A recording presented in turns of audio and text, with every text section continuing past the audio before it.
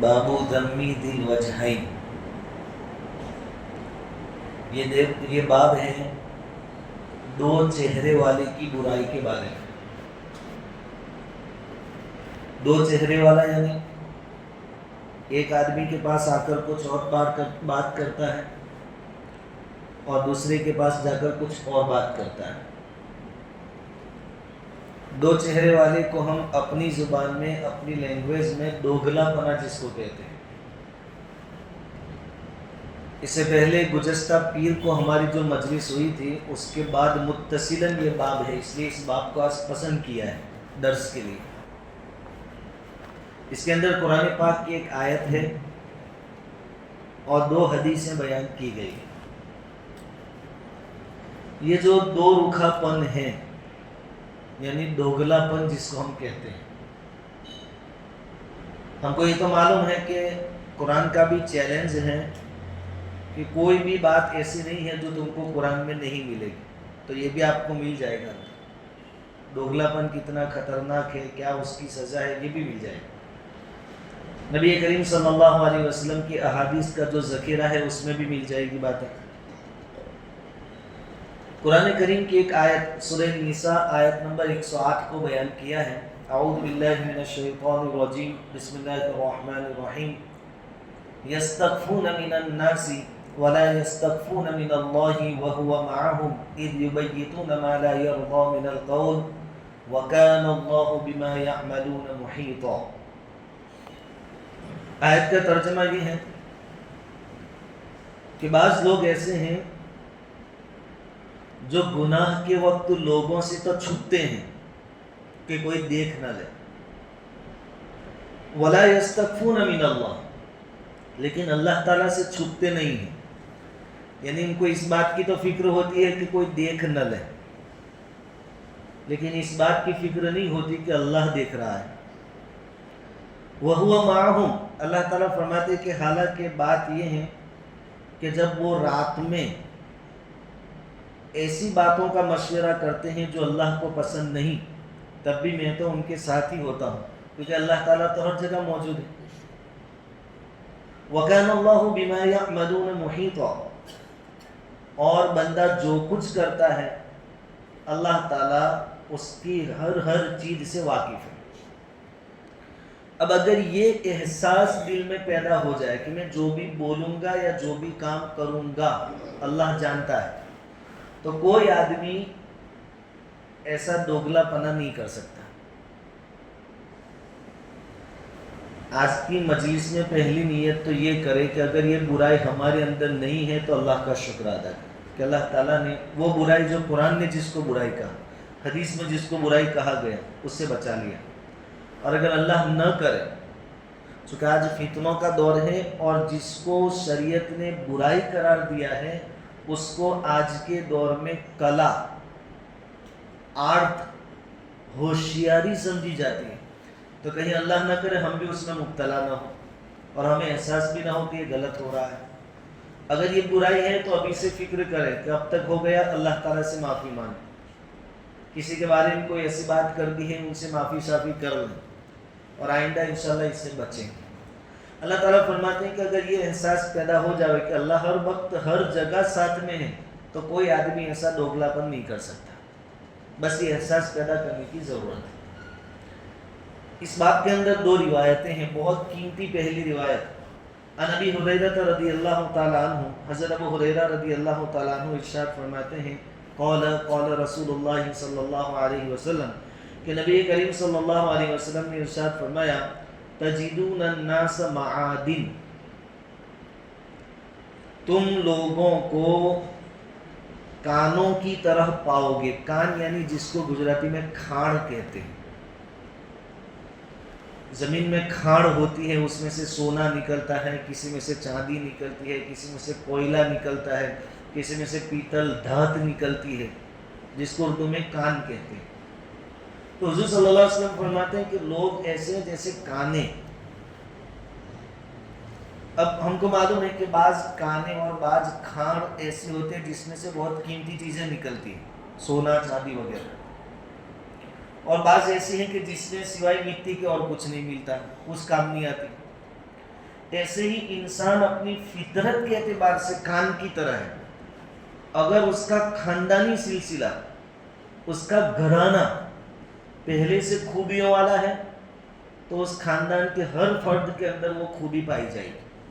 کچھ خوبیاں خاندانی چلتی ہیں، اور اگر پہلے سے کچھ برائیاں چل رہی ہیں تو پھر وہ برائی خاندان کے ہر فرد کے اندر پائی جائے گی. تو جیسے کان ہوتی ہے ویسے لوگوں کا حال ہے. جو اچھا چلتا آیا ہے سلسلہ وہ اچھے ہیں، اور جہاں برائی چلتی آ رہی ہے وہاں برائی ہے. اگر اللہ کے نبی صلی اللہ علیہ وسلم فرماتے ہیں، اس میں اور بھی بحث کی ہے محدثین نے کہ حضور نے کان کے ساتھ تشبیہ کیوں دی، تو اور بھی بہت ساری وجوہات بیان کی ہے کہ بعض کانیں ایسی ہوتی ہے کہ بالکل آسانی کے ساتھ اندر سے ذخیرہ ہمیں مل جاتا ہے، قیمتی چیزیں حاصل ہو جاتی ہیں. تو بعض لوگ ایسے ہوتے ہیں کہ بہت جلدی خیر کی طرف مائل ہوتے ہیں، اب ذرا ترغیب دیں وہ خیر کی طرف لپکتے ہیں.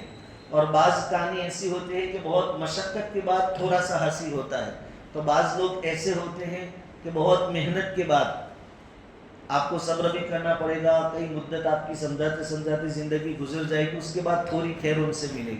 تو ایک وجہ یہ بھی ہے تشبیہ بیان کرنے کی کہ بھائی کان کی طرف کیوں کہا. اور بھی بہت سارے اقوال ہیں.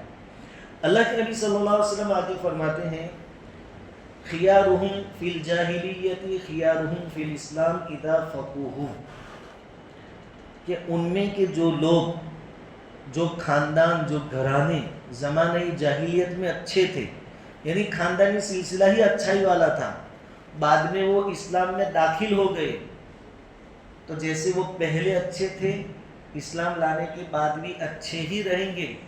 اور جب علم حاصل کر لیں گے، اذا فقہوا، علم دین حاصل کر لیں گے تو ان کے اچھائی میں 4 چاند لگ جائیں گے.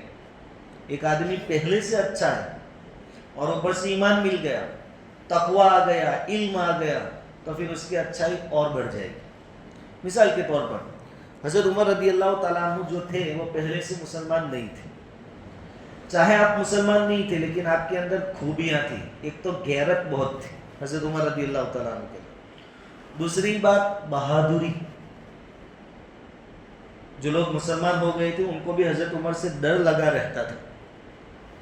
اور تیسری ایک چیز تھی حق پسندی، کہ حق بات کو پسند کرتے تھے حضرت عمر رضی اللہ تعالیٰ. تو یہ خوبیاں پہلے سے ان کے اندر موجود تھی، غیرت بھی تھی، حق پسندی بھی تھی اور بہادری.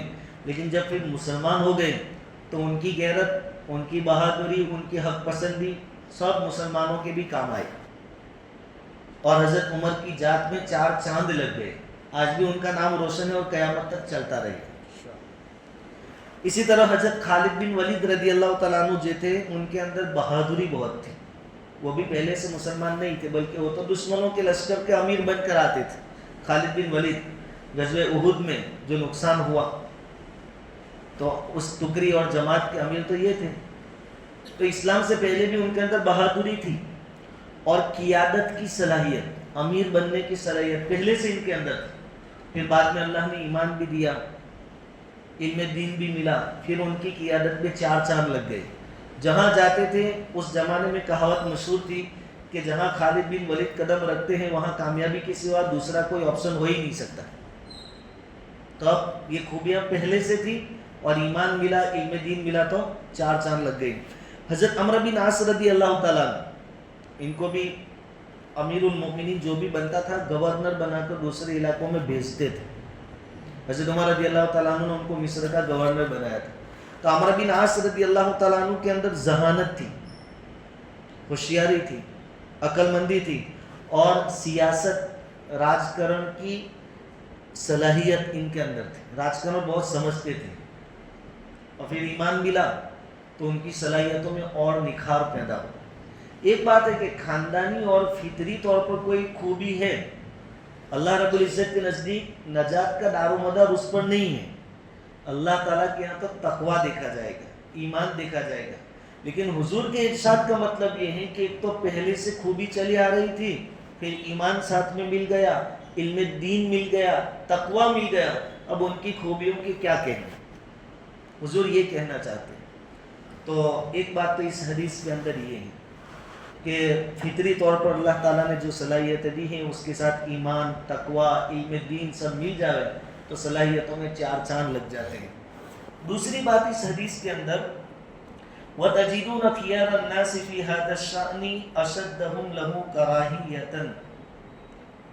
نبی کریم صلی اللہ علیہ وسلم ارشاد فرماتے ہیں کہ تم لوگوں میں اس آدمی کو بہترین پاؤ گے جو اس عمارت کو سب سے زیادہ ناپسند کرتا ہو۔ عمارت یعنی عہدہ، کرسی، حکومت۔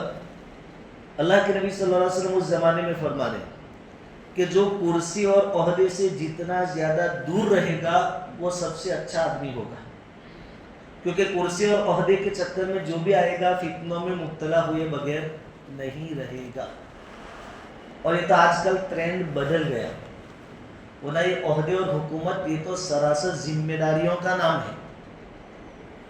آج کے دور میں تو کہ بھائی عہدہ ملے تو سب سے پہلے تو اپنی دنیا سنور جاوے، گاڑی آ جاوے، بنگلہ مل جاوے، موبائل اچھا ہو جاوے اور اپنی لائف اسٹائل ایک دم بڑھ جاوے، VIP بن جاوے، لال بتی والی گاڑی مل جاوے۔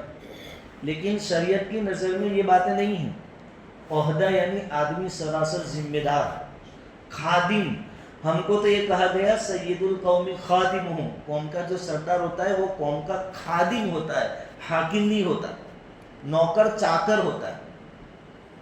اور یہ خالی کہنے کی بات نہیں ہے۔ حضرت عمر رضی اللہ تعالیٰ عنہ جب امیر المؤمنین تھے تو عمرو بن عاص رضی اللہ تعالیٰ عنہ کو مصر کا گورنر بنایا تھا حضرت عمر رضی اللہ تعالیٰ عنہ۔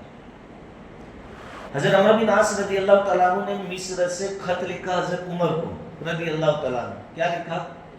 کہ مصر میں جامع مسجد کے پاس میں ایک جگہ ہے، وہاں ایک اچھا سا مکان بن سکتا ہے۔ اگر آپ مدینہ سے یہاں تشریف لے آئیں، چونکہ آپ امیر ہیں تو آپ کا مکان بھی اچھا ہونا چاہیے، تو یہاں بہترین جگہ ہے، مسجد کے قریب ہے، لوکیشن بہت اچھا ہے، لیک ویو گارڈن، ندی کنارہ، اور اچھے سے اچھی جگہ اور اچھا ہم مکان بنا دیتے ہیں، آپ آ کر یہاں رہیں۔ حضرت عمر بن عاص رضی اللہ تعالیٰ عنہ نے کہا کہ آپ حاکم ہیں۔ حضرت عمر رضی اللہ تعالیٰ عنہ نے خط لکھا، جواب کہا کہ جو آدمی حجاز کا ذمہ دار ہو، مکہ مدینہ کا، اس کا مکان مصر میں کیسے ہو سکتا ہے؟ یہاں کا میں ذمہ دار ہوں، میں مصر چلا جاؤں گا تو مکہ مدینہ والوں کی ضرورتوں کو پورا کون کرے گا؟ ان کی سمسیاؤں کا حل کون نکالے گا؟ آج کے دور میں تو کیا ہوتا ہے کہ ابھی الیکشن آئے گا ہمارے یہاں 2-3 مہینے بعد، تو ابھی آئیں گے نیتا لوگ، پیر پکڑیں گے، آپ کو جھوٹے وعدے کریں گے سب، لیکن ایک بار جیت گئے، جشن منا لیا، اس کے بعد 5 سال تک آپ ڈھونڈتے رہ جاؤ گے۔ شریعت یہ نہیں چاہتی کہ کوئی ذمہ دار آدمی بھاگے اپنی ذمہ داری سے۔ حضرت عمر رضی اللہ تعالیٰ عنہ کے کہنے کا مطلب یہ ہے کہ میں یہاں کا ذمہ دار ہوں تو مجھے ذمہ داری سے بھاگنا نہیں ہے، صرف اپنی زندگی نہیں بنانی ہے، میری جو ذمہ داری ہے اس کو پورا کرنا ہے مجھے، اس لیے میں یہاں رہ کر لوگوں کی ضرورتوں کو پورا کروں گا۔ اور آپ نے جو جگہ کہی ہے وہاں مسلمانوں کے لیے بازار بنا دو، مسلمانوں کو کام لگے۔ اب آج کا کوئی نیتا یا جو نیتا بننا چاہتا ہے یا جو ہے، یہ بات سامنے رکھ لے کہ بھائی میرا کام تو ذمہ داری پوری کرنا ہے، اپنی زندگی کو اعلیٰ معیار پر لے جانا نہیں ہے، تو پھر لوگوں کی پریشانیاں اور سمسیاں بالکل کیا ہو جاوے؟ حل ہو جائے۔ یہی عمرو بن عاص رضی اللہ تعالیٰ عنہ کے بارے میں حضرت عمر کو ایک بات اور پتہ چلی کہ انہوں نے مصر میں اپنے خود کے بیٹھنے کے واسطے ایک منبر بنایا، یعنی کرسی بنائی ہے جو ذرا اونچی ہے، اور جب آپ لوگوں میں واعظ کہتے ہیں، تقریر کہتے ہیں، بیان کرتے ہیں تو اس کے اوپر بیٹھتے ہیں۔ حضرت عمر رضی اللہ تعالیٰ عنہ نے خط لکھا حضرت عمر بن عاص رضی اللہ تعالیٰ عنہ کہ مجھے یہ پتہ چلا کہ آپ نے ایک منبر بنایا ہے، اور جب آپ اس پر بیٹھ کر بیان کرتے ہیں تو آپ عام مسلمانوں سے اونچے ہو جاتے ہیں۔ اب میں کرسی پر بیٹھا ہوں تو آپ سے اونچا ہو گیا۔ حضرت عمر رضی اللہ تعالیٰ عنہ نے خط میں لکھا کہ کیا آپ زمین پر کھڑے رہ کر بیان نہیں کر سکتے؟ کرسی کی کیا ضرورت ہے؟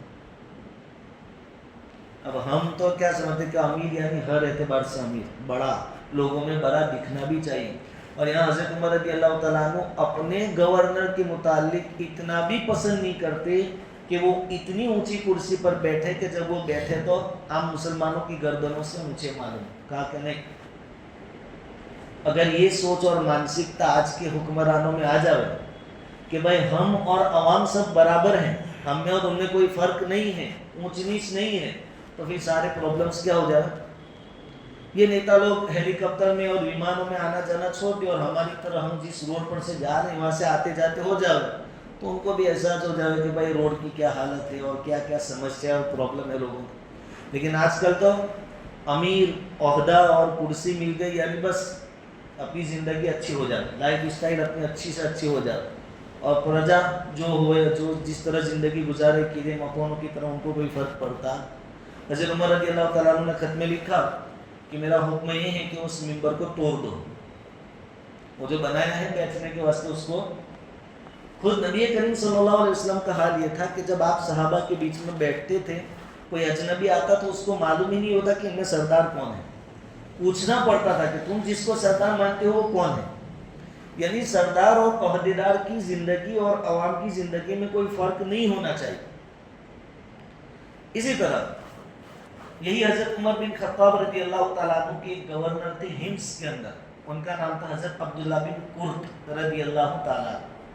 حضرت عمر کی عادت تھی کہ جب لوگ آتے مدینہ میں تو وہاں جو اپنے آدمی بھیجے ہیں گورنر ان کے بارے میں پوچھتے کہ ہمارا آدمی برابر کام کرتا ہے کہ نہیں کرتا.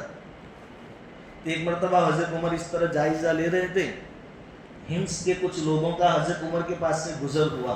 حضرت عمر نے ان کو بلایا کہ ادھر آؤ، ہمارا کون آدمی ہے؟ وہاں کا عبداللہ بن قرط رضی اللہ تعالیٰ عنہ، وہ گورنر ہیں. کیسے ہیں؟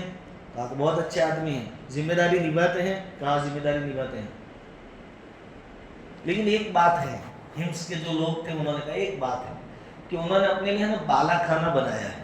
بالا خانہ یعنی اوپر کی منزل،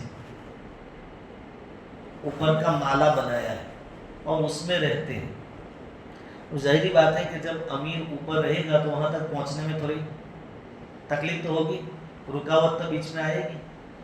حضرت عمر رضی اللہ عنہ کہا کہ ہاں بالا خانہ بنایا. کہا کہ ہاں. خط لکھا حضرت عمر نے اپنے گورنر حضرت عبداللہ بن قرط رضی اللہ تعالیٰ عنہ، یہ عمارت کیا ہے وہ سمجھ لو، ذمہ داری کتنی بڑی ہے. وقتی طور پر آپ کو شوق ہوگا دنیا میں کہ میں بڑا بن جاؤں، لوگ تھوڑے دنوں تک آپ کو بڑا کہیں گے، لیکن قیامت کے دن وہ کتنی بڑی جواب دہی کی چیز ہے. خط لکھا اور ایک اپنا قاصد ایلچی ہمس بھیجا حضرت عبداللہ بن قرط رضی اللہ تعالیٰ عنہ کے پاس. کہا کہ جاؤ اور یہ خط دینا اور وہ جو بالا خانہ انہوں نے بنایا ہے اوپر کا منزلہ اس کو جلا دینا. حضرت عمر کہنے کہ پہلے یہ کام کرنا، اس کو جلا دینا پھر یہ خط دینا. یہ وہاں پہنچے گورنر اور لکڑیاں جمع کی. قاصد وہاں پہنچے، لکڑیاں جمع کی اور اوپر کا جو بالا خانہ تھا اس کا گیٹ سیگا دیا، جلا دیا، دروازہ جلا دیا. اب ادھر افراتفری ہو گئی کہ گورنر کا گھر کسی نے جلا دیا. تو گورنر تک بات پہنچی حضرت عبداللہ بن قرط رضی اللہ تعالیٰ عنہ تک. انہوں نے کہا کہ رکو رکو، جس نے جلایا ہے اس کو کوئی کچھ نہیں کہے گا، یہ عمر کا قاصد ہے. اور ظاہری بات ہے کہ قاصد کو اوپر سے آرڈر ہوگا تو ہی تو یہ کام ہے، کوئی کچھ کہے گا نہیں. پھر یہ گئے، انہوں نے وہ خط دیا قاصد نے. جیسے ہی خط پڑھا اسی وقت سواری پر سوار ہو کر مدینہ کے لیے روانہ ہوئے. حضرت عمر نے ان کو بلایا تھا کہ یہاں آ جاؤ ہمارے پاس. مدینہ پہنچے، سٹی کے اندر، شہر کے اندر. حضرت عمر رضی اللہ تعالیٰ عنہ نے ان کو دیکھا، کہا کہ ہماری ملاقات یہاں نہیں، مدینہ کے باہر پتھریلا علاقہ ہے، پتھر والی جگہ جس کا نام ہے حرہ، وہاں ملیں گے، وہاں پہنچو. یہ حرہ پہنچے. حضرت عمر رضی اللہ تعالیٰ عنہ بھی وہاں تھے، دونوں کی ملاقات ہوئی. حضرت عمر رضی اللہ تعالیٰ عنہ فرمایا کہ جو لباس پہنا ہے وہ تھوڑا اچھا ہوگا، گورنری والا لباس، اس کو نکالو. اور حضرت عمر نے ایک چادر دی، وہ اونٹ کے اون سے بنی ہوئی گرم چادر معمولی. کہا کہ اس کو پہنو. انہوں نے اپنا گورنری والا لباس نکالا، وہ چادر پہنی. پھر وہاں دیکھا تو صدقے کے جو اونٹ ہوتے تھے مال غنیمت میں وہ چر رہے تھے. حضرت عمر رضی اللہ تعالیٰ عنہ نے اپنے گورنر سے کہا، عبداللہ بن قرط رضی اللہ تعالیٰ عنہ سے، کہ یہ کنواں ہے، اس میں سے ڈول میں سے پانی نکالو اور اونٹوں کو پانی پلاؤ. گورنر ہے اپنی جگہ پہ، لیکن ان کی ایک شکایت آئی تھی کہ اوپر رہتے ہیں. پانی کھینچنا شروع کیا، یہ تھک گئے. حضرت عمر رضی اللہ تعالیٰ عنہ نے پوچھا کہ اور کتنی زندگی باقی ہے تمہاری، کیا اندازہ ہے تمہارا، کیا حساب ہے؟ وہ جو گورنر تھے حضرت عبداللہ بن قرط رضی اللہ تعالیٰ عنہ نے کہا کہ اب تھوڑی سی بچی ہوگی. حضرت عمر نے فرمایا کہ بس اس تھوڑی سی زندگی کے واسطے تم نے وہ 2 منزلہ مکان بنایا اور تم اس لیے اوپر رہنے کے واسطے چلے گئے کہ بیوہ، مسکین، کمزور، مظلوم تم تک پہنچ نہ سکے اور تمہاری زندگی میں کوئی ڈسٹرب نہ ہو. جاؤ اپنی ڈیوٹی پر جاؤ اور وہ اوپر رہنا چھوڑ دو. تمہارے تک پہنچنے میں کسی کو کوئی رکاوٹ نہیں آنی چاہیے. یہ ہوتی ہے ذمہ داری. اور آج جیتنے کے بعد جو منتری جائیں گے وہ اگلے 5 سال تک آپ کو دکھیں گے اور ان تک پہنچنا ہر کسی کے بس کی بات نہیں ہے. آج کل تو لوگ مال کھانے کے لیے حاکم بن رہے ہیں، بنگلے بنانے کے لیے منتری بن رہے ہیں، کارپوریٹر بن رہے ہیں کہ ملائی کھانے کو ملے گی. ان کو احساس نہیں ہے اس بات کا کہ کتنی بڑی ذمہ داری کا کام، کتنی بڑی ذمہ داری. اب اس میں صرف منتری نہیں آتے، متولی ہو، ٹرسٹی ہو یا خاندان کا بڑا آدمی ہو، 5-6 آدمیوں کی ٹیم میں بھی جو بڑا بنتا ہے، سب کے لیے چیزیں ہیں کہ جو بھی بڑا ہوگا وہ باقی لوگوں کا کیا ہوگا؟ خادم ہوگا. حاکم کا تصور ہمارے یہاں نہیں ہے. اور کوئی بڑا بنا اور اس نے اپنی ذمہ داری ادا نہیں کی تو اس کا انجام کیا ہوگا؟ برا ہوگا. قیامت کے دن حساب بھی بہت سخت ہوگا. اس لیے ذمہ داری کا شوق نہیں رکھنا ہے. کوئی بھی عہدہ آدمی کو سامنے چل کر نہیں مانگنا چاہیے. جو مانگتا ہے حدیث کا خلاصہ ہے کہ وہ فتنوں میں کیا ہو جاتا ہے؟ مبتلا ہو جاتا ہے. ہاں، بغیر مانگے زبردستی آپ کو دیا جائے، آپ کی کوئی طلب نہیں تھی، کوئی اچھا نہیں تھی، کوئی لالچ نہیں تھی، لیکن لوگوں کو ایسا محسوس ہوا کہ آپ ہی حقدار ہیں اور لوگوں نے زبردستی بنا دیا. جیسے امام مہدی جب نکلیں گے تو وہ لوگوں سے نہیں کہیں گے کہ میں مہدی ہوں، آؤ میرے ہاتھ پر بیعت کرو. ان کو ایسا لگے گا کہ اب لوگوں کو شاید پتہ چل گیا تو مکہ سے مدینہ بھاگ جائیں گے تاکہ لوگ مجھے پہچان نہ لیں. لوگ مدینہ جائیں گے، واپس وہ مکہ آ جائیں گے، لوگ یہاں آئیں گے اور کہیں گے کہ تم مہدی ہو. اس کے بعد وہ ان کو محسوس ہوگا کہ اب تو لوگوں نے پہچان لیا، اس کے بعد کہیں گے کہ میں مہدی ہوں. آج ہم سب جو بھاگ رہے ہیں یہ اپنی آخرت داؤ پر لگا رہے ہیں. عہدوں کے پیچھے بھاگنا نہیں ہے. زبردستی کوئی دے تو اللہ کی مدد بھی شامل حال ہوتی ہے، ورنہ اگر کوئی سامنے چل کر مانگے تو اس میں کوئی برکت ہوتی، کوئی خیر ہوتی نہیں ہے. ایسا آدمی فتنوں میں مبتلا ہو جاتا ہے. اس لیے عہدے، کرسی، منصب سے آدمی کو اپنے آپ کو کیا کرنا چاہیے؟ دور رکھنا چاہیے. اگر کچھ گڑبڑ کریں گے تو دنیا آخرت میں اس کا انجام برا ہوگا. ایک واقعہ یہ بیان کیا گیا ہے کہ بنی اسرائیل کے اندر ایک آدمی تھا جو 40 سال تک قاضی رہا. قاضی یعنی جج، لوگوں میں فیصلہ کرتا تھا اور بہت انصاف کے ساتھ، ناانصافی کسی کی طرفداری نہیں کرتا تھا. وہ بیمار ہو گیا، عمر بھی ہو گئی اس کی. اس کو احساس ہوا کہ شاید اسی بیماری میں دنیا سے چلا جاؤں گا. اس نے اپنے گھر والوں کو اور اپنے وزیر وغیرہ کو جمع کیا اور کہا کہ مجھے ایسا لگتا ہے کہ میرا آخری بیماری ہے، اسی بیماری میں روانہ ہو جاؤں گا. دیکھو، جب میں اگر مر جاؤں اس بیماری میں تو مجھے فوراً قبرستان میں دفن مت کرنا، 2-5 دن مجھے یہاں گھر میں رکھ چھوڑنا. اس کے بعد اگر تم کو میری نعش میں، میت میں کچھ بدلاؤ نظر آئے، کچھ انوکھی یا نہ چاہنے والی بات آپ کو نظر آئے تو پھر مجھے آواز دینا کہ ایسا کیوں ہو رہا ہے، مجھ سے پوچھنا. خیر اسی بیماری میں وہ قاضی کا انتقال ہو گیا. اس کی وصیت کے مطابق ایک صندوق میں رکھ کر اس کو گھر میں رکھ چھوڑا گھر والوں نے. 3 دن مشکل سے گزرے، اس کی بدبو سے گھر والے پریشان ہو گئے. اس کی ناس میں سے کیا آنے لگی؟ بدبو. تو کسی آدمی نے زور سے آواز دے کر کہا کہ بھائی یہ قاضی صاحب یہ کیا بات، یہ بدبو کیسے آ رہی؟ تو اللہ تعالیٰ نے اس مردے کو جو قاضی تھا 40 سال تک بولنے کی طاقت دی. اللہ جو چاہے کرتا ہے. بولا وہ، اس نے کیا کہا کہ میں 40 سال تک قاضی رہا، میں نے کبھی ناانصافی نہیں کی، میں جج تھا، سب انصاف سے کام کیا. صرف ایک معاملہ میرے پاس آیا 2 آدمیوں کا، ان میں بھی ناانصافی نہیں کی. ان میں سے ایک جو تھا اس کے ساتھ میرا تھوڑا تعلق تھا، لگاؤ تھا، تو میں نے اس کی بات تھوڑا زیادہ ٹائم تک سنی. اس نے جو بات رکھی وہ لمبے ٹائم تک سنی. اور دوسرا جو آدمی تھا اس کی بات میں نے بہت دھیان نہیں دیا اور زیادہ سنی نہیں. فیصلہ تو جو حق کا تھا وہ کیا، لیکن صرف بات ایک کی زیادہ سنی، اس کی طرف دل مائل تھا، اور ایک کی بات کم سنی، اس کا یہ نتیجہ ہے۔ یہ جج تھا، 40 سال تک تو اس نے انصاف سے کام لیا، لیکن ایک معاملے میں اس کی غلطی ہوئی کہ صرف ایک فریق، ایک پکش کی بات اس نے زیادہ سنی اور دوسرے کی کم سنی۔ اس پر یہ اس کا حال ہوا کہ اس کی ناس میں سے کیا آنے لگی؟ بدبو، اور کہا کہ میں گرفتار ہوں عذاب میں۔ جس کان سے میں نے ایک کی بات سنی اور دوسرے کی نہیں سنی، اللہ تعالیٰ نے ان کانوں کو بہرا کر دیا، بند کر دیا۔ اس کے بعد وہ مر گیا اور اس کو بعد میں دفن کیا گیا۔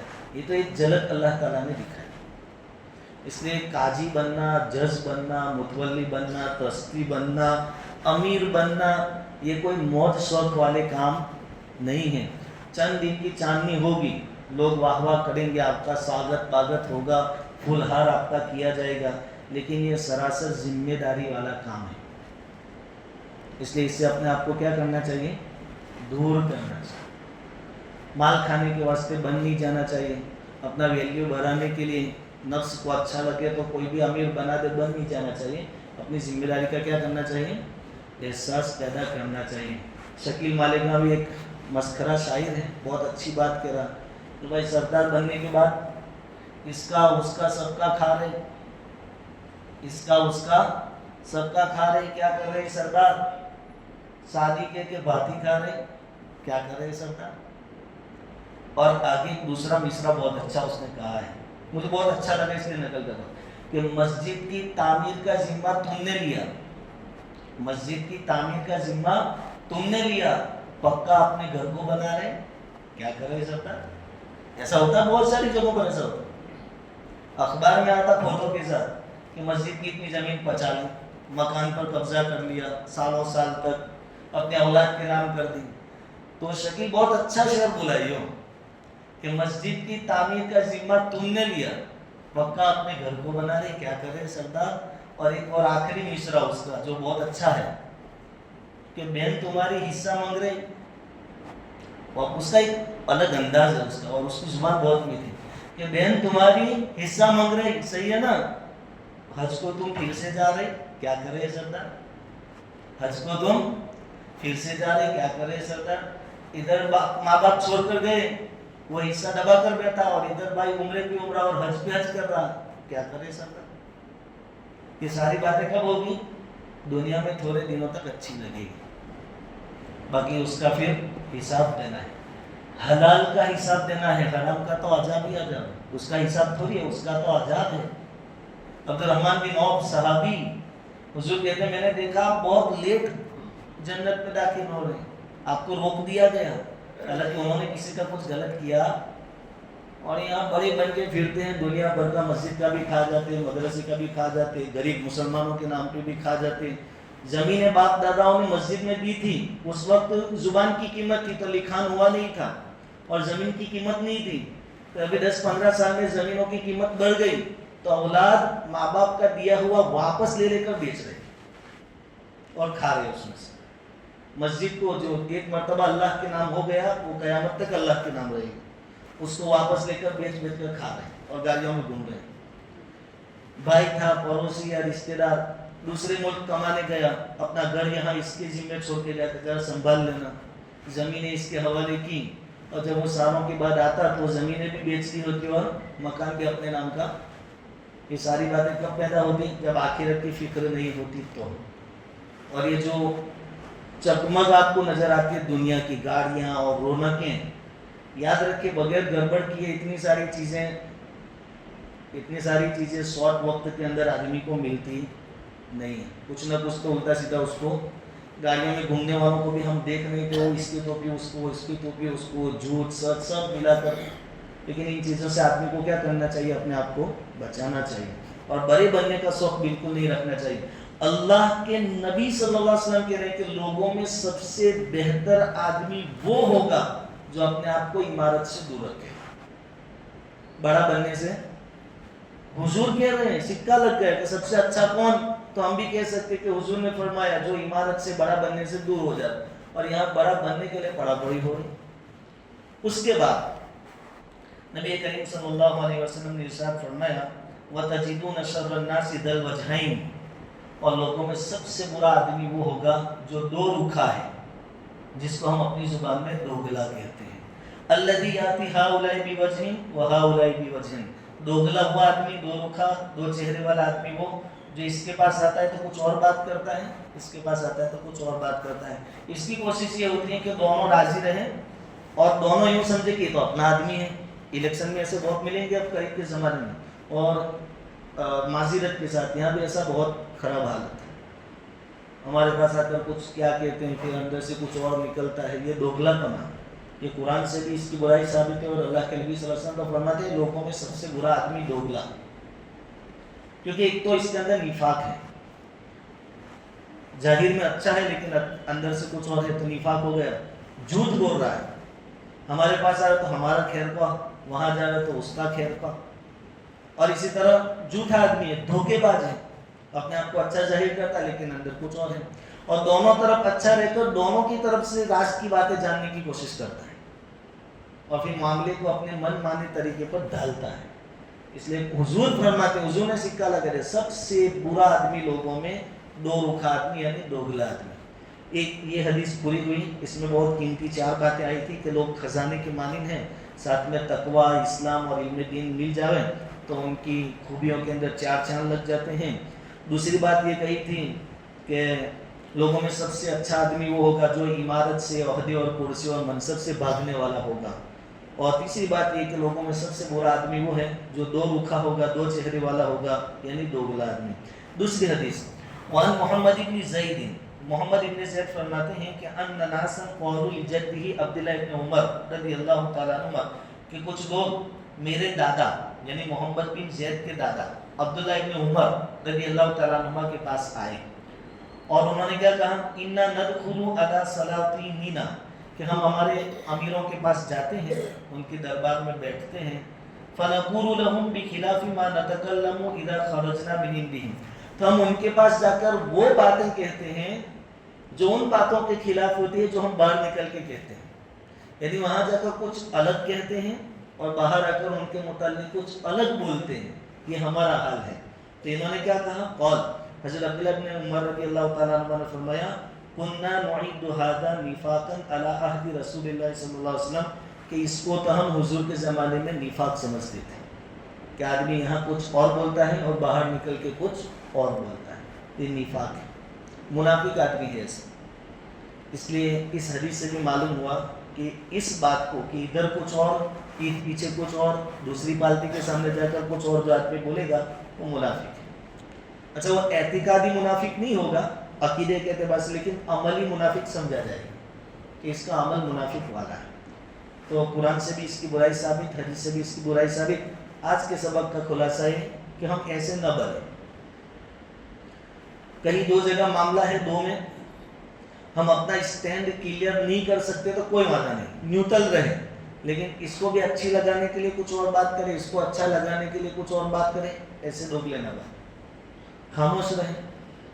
2 آدمی آتے تو ان کو بول دے بھائی کسی اور کے پاس چلے جاؤ، میں یہ معاملے میں انوالو ہونا نہیں چاہتا، لیکن ہر دن عزیز بننے کی کوشش نہ کریں کہ سب کے درمیان میں اچھا سمجھا جاؤں، ایسا ہو نہیں سکتا۔ حق بولنے والا آدمی سب کے نزدیک اچھا نہیں ہو سکتا، کیونکہ جس کے خلاف حق ہوگا وہ اس کا دشمن ہوگا، وہ اس کی برائی کرے گا۔ تو یہی سبق ہے ایک لائن میں کہ ہم ہمارے اندر دوگلا پن ہے کہ نہیں، اس کو پہلے چیک کریں، نہیں ہے تو اللہ کا شکر ادا کریں، اگر اللہ نہ کرے ہے تو اس سے بچنے کی کیا کریں، کوشش کریں، اور اب تک ایسی غلطیاں ہو گئی ہوں تو اللہ تعالیٰ سے معافی تلافی کریں۔